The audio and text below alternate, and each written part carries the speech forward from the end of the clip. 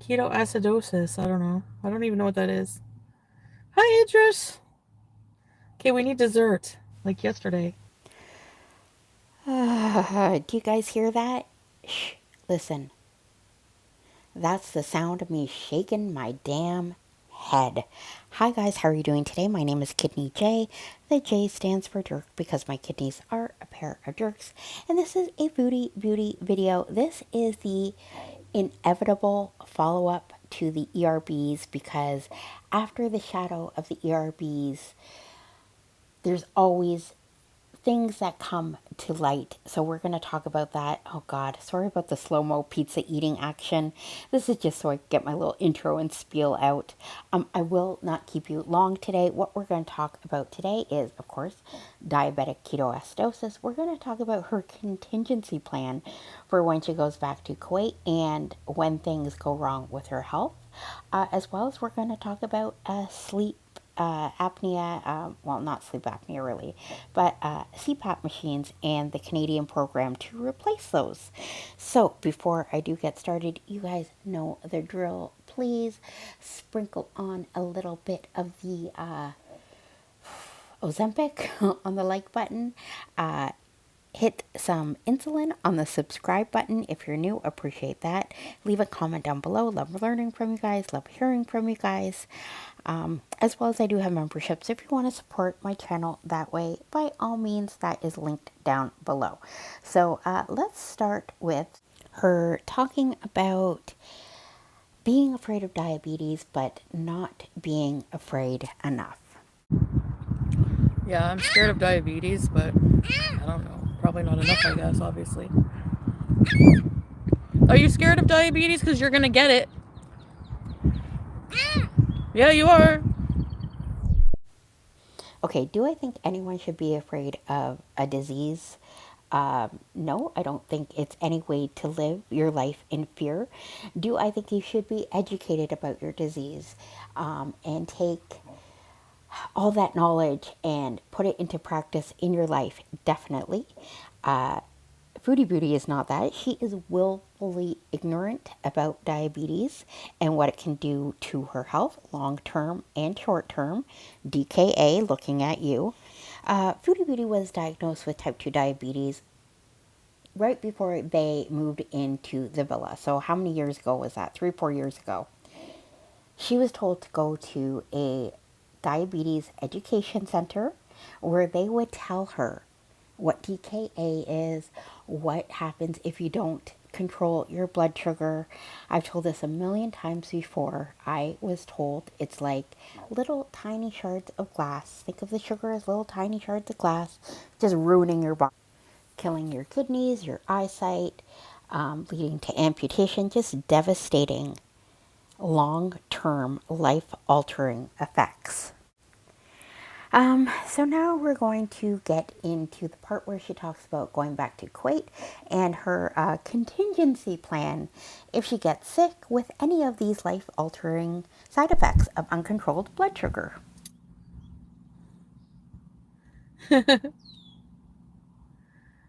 No, I can't just stay in Canada because it's not what I want to do. Why would I do something like that other people want me to do? I can get well there. I don't see myself like, just, I don't know, Claire, I guess will have to take me to the hospital and pay for it or something. I don't know. Oh, Claire, Claire, Claire, don't you know she can get better in Kuwait because she has proven that, right? No, she's the exact same in Kuwait as she is in Canada. Um, Maybe she has more access to fast food in Canada because she has the binge mobile, the Kia, to go out driving around getting her fast food. Um, but yeah, if something happens, Claire, don't you worry. They will just go to the hospital and pay for it. So if her kidneys shut down and she needs emergency dialysis and they need to put in a central venous line to access her veins and her arteries to do dialysis, they'll just pay for it there. Thousands and thousands of dollars.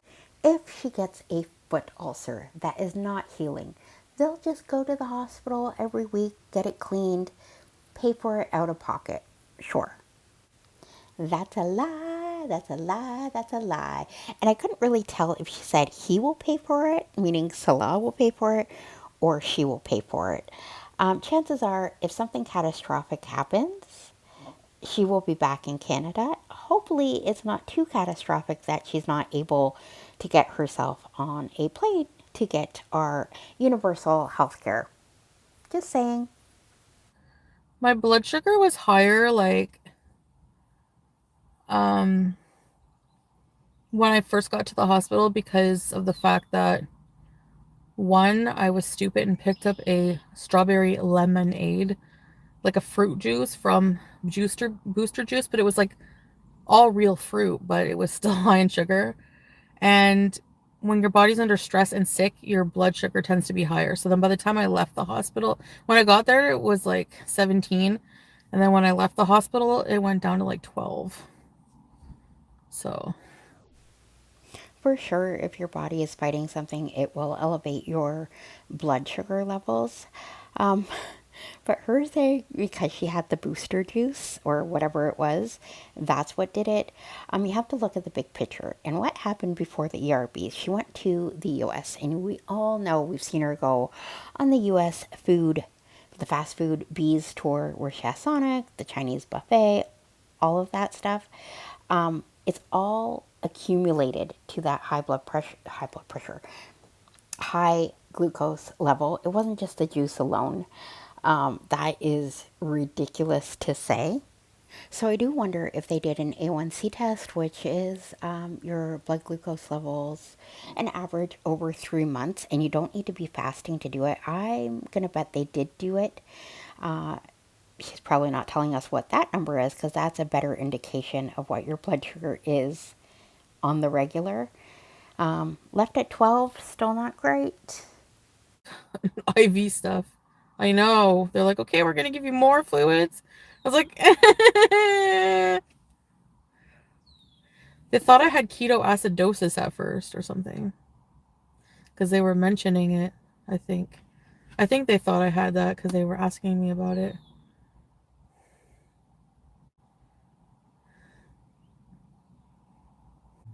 Keto acidosis. I don't know. I don't even know what that is. Hi, Idris. Okay, we need dessert like yesterday.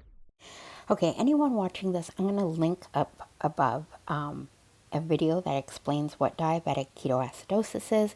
It's cartoons, it's fun, it's easy, easy to understand, but it is a life-threatening complication of type 2 diabetes, type 1 diabetes.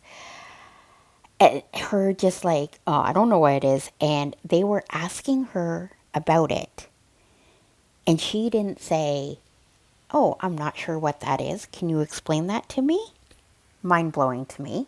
What's even more mind blowing is if she knew what it was and if she knew the danger she was in or could have been in,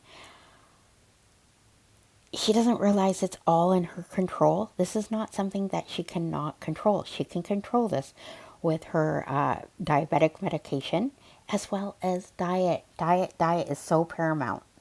But yeah, let's get dessert. By the way, she does get like an ice cream cone with like a waffle cone.